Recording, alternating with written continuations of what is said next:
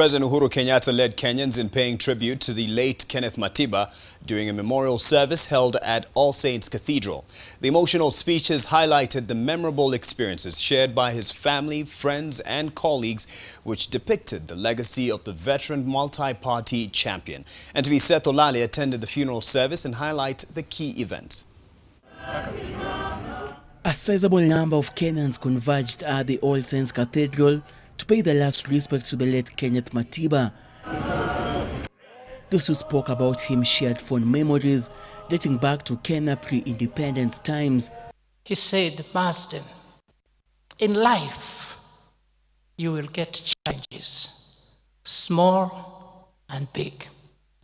But you must always remember to remain focused and be able to achieve your goal." Why is Ken so popular? Because Ken spoke his mind.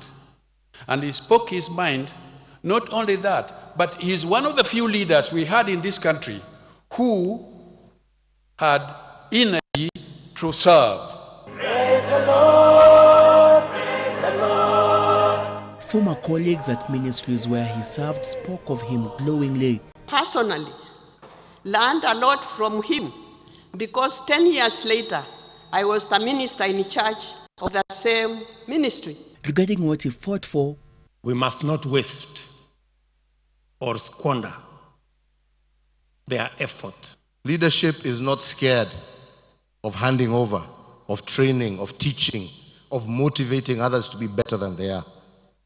And I think that is one great lesson, especially for those of us now who are our age. Let us mentor a new generation. A similar service will be held at the Uhuru Stadium in Murang'a County on Thursday. Such was the legacy and heritage of Kenneth Matiba, who drew a huge crowd for his memorial service here at the All Saints Cathedral, where speaker after speaker eulogized him. Now, the remains of the late Matiba now heads to his county of birth in Murang'a for another service on Thursday before his final journey point at the Langata crematorium. Seth Olale, NTV, Nairobi.